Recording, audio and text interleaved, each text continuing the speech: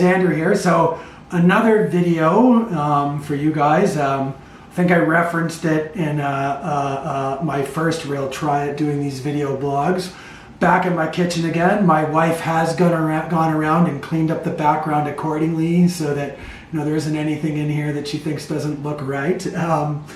And what I'm going to walk through today is sort of how I got into, basically, I talked about my love of bottom bouncing and using harnesses. So talking about how I got into tying my own worm harnesses. So, I don't do a lot of ice fishing. And so I found myself, kind of bored sometimes in the winter, thought about doing this, did a little bit of research. And so I decided to jump in and start tying my own worm harnesses. And so, to give you a perspective, I mean, this in front of you here, this is everything that I need to be able to do it. And so I'll walk you through the components. I mean, so this is fluorocarbon line. I like to use fluorocarbon, find it a bit tougher.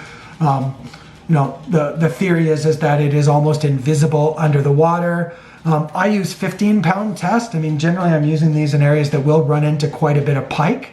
And so I found this is a bit more durable. I've got some standard crazy glue. You'll see in the part where I start talking about how I tie these. I've got a pair of scissors. I've got a fly tying vise that, this is just a cheap one that I picked up. And then this here is really kind of more of the magic, and there's a lot here, but I mean, kind of the key components you're going to need to do this is you need some blades. I've got a bunch of different varieties here, different colors.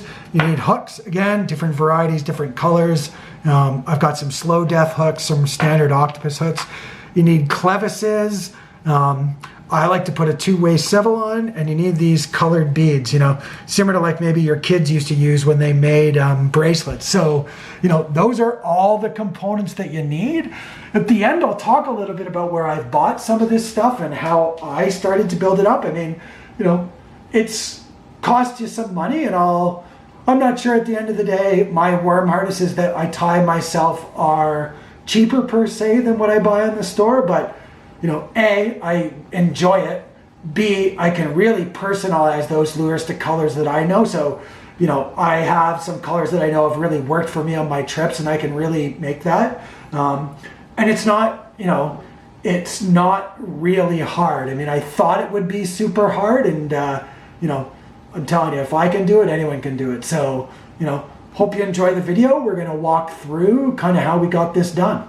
So I'm going to walk through tying the actual knot for these. One of the first things you do is got to cut your line. So I generally, depends, but I'll usually run, I would say this is kind of my standard, which is probably 36, 40 inches. So I'll pull that line out, come to my tag end here, trusty pair of scissors, snip it, and now I've got the length of line that I want to use to actually tie the knot. So I've got my fly vise set up here. It's a Bass Pro fly vise, which is relatively inexpensive, but it's good, does the job for me. And so I've got that set up. I've got a octopus hook in there. I think that's a number 2. Generally what I do is I, single hook harness, I'll go smaller, bigger. Single hook harness, I'll go bigger. And as I do a 2-hook harness, I'll go smaller. And so to start this knot, this is, I think, I started looking about this, was a little intimidated, but found this particular knot with some Google searching and some YouTube. But a lot of people call this the simple snell. So in the case of Andrew, let's call it the idiot snell. But so, you've got your hook in there, and I'm going to take the piece of line that I cut earlier, and I'm going to just run it through the eye. So I'm going to run it through the eye. I generally leave about an inch, maybe an inch and a quarter on, and you're going to take that and you're going to press it against your hook. So you've got your line out, you're going to take a hook. Then your next step here is you are literally just going to take it, create a little bit of slack, and you're going to wrap it. 1, 2, 3, 4, 5, 6, 7 is my lucky number. Bring it back around, and now you're going to pinch your line and feed your line up all the way until you've got the tag end of your line in your hand. You're going to take that little tag end of line, and you're going to run that back through the eye. And you're going to pull and pull and pull, and then you're going to cinch it up super tight. And really that is your knot. So, there's different schools of thought on there. I personally, just for sort of, I think, I tie a lot of these things and give them away to people. Last thing I want is them to have a knot break. Haven't had it yet, but I take some crazy glue, I dab my knot, and I let it pull. Cinch it up, and then, so if I was adding a second hook, what I would do, I'll take this apart, I'll put a new hook in there, and I literally just start at the same process, pulling my hook up until I have whatever space I want between that second hook, and I repeat it. And now I'll show you how to put the rest of the components on it. Now I'm going to walk you through sort of, you've tied your knot. Typically I'd actually do this step with the hook still in the fly vise, but I think that's going to be not as easy for those of you at home, as they used to say, to follow along. So I'm going to try to sort of break it down this way to give you a sense. But so, I've got, here you can see I have my snell that I tied. I've snipped off my tag end. The glue is dry. I've got my 36 to 38 inch leader. Again, that's all personal preference. You could have 7 feet if that's how you like to tie them. I've got some beads here. These are going to be my spacer beads. I've got a clevis. I've got a blade. And I've got a two-way swivel that I like to put on mine. I find, especially when you're fishing bottom bouncers, having that two-way swivel makes it a lot easier to change stuff in and out.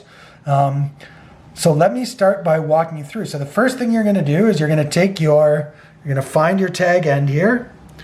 And then what you're going to do is you're going to add your spacer bead. So you can sort of play around with this. I know this I've tied a lot, but I'm going to start with 5 spacer beads. So again, I've got a purple blade here. I've chosen 4 purple spacers, 1 white one. But again, hey, like, you are the artist here. That's the fun of doing this. Go with whatever color floats your boat. I mean, no one's going to judge you like it's any kind of fashion competition. So you'll know, seeing the beads, or when you buy these beads, each one has a small hole. You're going to feed your line through. You can pattern it. So I'm going to go 1 purple, 1 white, and go purple, and I'm going to go purple. And so those are my spacers. Those are my beads. They're both part attraction, part purpose. So you're going to pull them down to your hook. And then a quick way to test, before you go through the effort of putting the clevis on, a quick way to test if you like the distance in your spacer is just take your worm harness, or your blade, put your line through it. This obviously wouldn't work in design, but that'll give you a sense. And so what I like here, I'm right down to just the top of my blade, as you can see, covering kind of that knot, but I've got my hook well exposed, big thing of worm harness on there, and that's dinner for a walleye. So now I like my spacing. I've got this put on.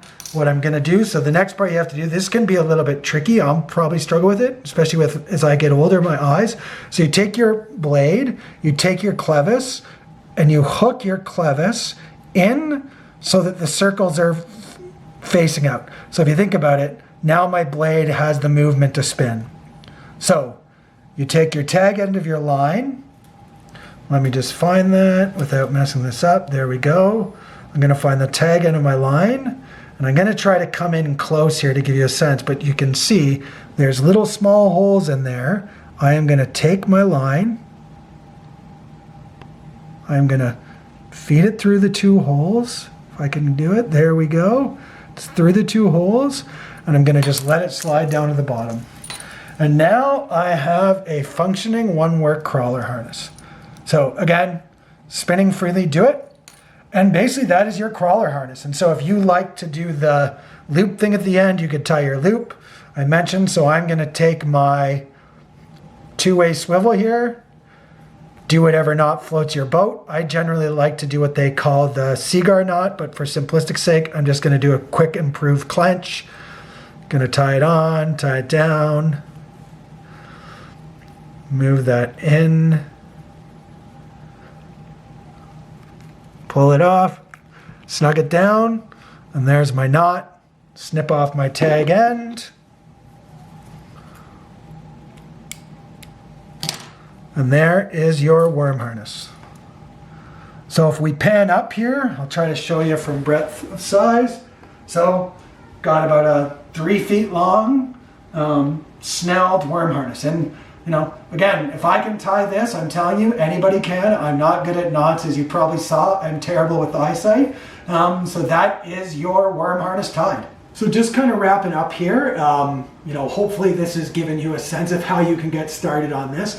One of the things I did talk about is sort of how I got this. So how I got the equipment. So, and again, keep in mind, I am not sponsored by any of these brands. I mean, at the end of the day, I'm so open to it if anyone is willing to work for me, but these are things that I have bought, not because anyone has sponsored me or asked me to do. So, your line, obviously buy anywhere you buy fishing line. This is a fly harness that I bought at Bass Pro Shops. Not expensive at all. I would say Canadian dollars, under 30 bucks.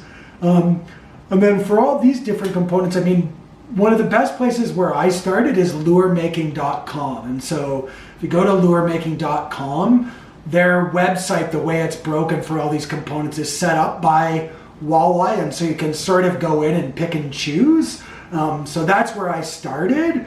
But I would say, beads. I mean, beads are interesting. Some guys go to the dollar store and get beads that you find that are for making kids bracelets. I bought my first ones at luremaking.com. If I've looked for a specific color, sometimes I found them at your sales, your Bass Pros, your Cabela's. Blades I have bought from Amazon. I have bought them from Bass Pro. I bought them from sale. I started at Lure Making. I mean, again, sometimes it's about finding a color that you found was really hot. I mean, on our Agoki Lake trip this year, we had a real success with red blades. And so when I came home from that trip, I kind of started scouring all of those sites to find red blades. And then, from a hook perspective, again, any fishing store, I mean, your primary hook is an octopus hook. I'll maybe write about this a little bit in the blog, but I mean, generally it's an octopus hook. I think you'll see size 2 or size 4, depending on the thing. I'll be honest, I've had good luck buying, directly from the internet on hooks, AliExpress, Amazon, but I've also bought my first ones at luremaking.com. I've also bought them at Bass Pro. I mean, wherever. I mean, listen, I'm a cheap Scotsman, so I tend to buy them where I can get the best deal. Same with two-way swivels. So yeah, I mean, I would suggest if you're interested in doing this, luremaking.com is a great place. I mean, in all honesty, go to the website, go to northernjacks.com, send me an email, make a comment. I mean, I had so many people kind of pay it forward for me with getting started on this that I certainly want to be able to help others. But yeah, I thought luremaking.com is a good thing. Obviously, I hope my video helps, but if you're looking for more videos, YouTube, Google, I mean, it's all full of them. But this was sort of my take, and I think, again, for me, this was sort of a simplistic way to get started, and I really enjoy it. And to be honest, I mean, more than anything, if you ask the guys on my fishing trip, I mean, every time we get together for a beer for that next planning trip, normally I get to be Santa Claus for a little while, handing out, one or two to each guy, a couple of new ones that I've tied, and keep them wrapping up for myself. And so it's been a good hobby for me. Hopefully this helps you get started if you're interested, and thanks for watching. And again, thanks to my son-in-law. He was my videographer for this one again, so I appreciate the help, Spencer, and be good.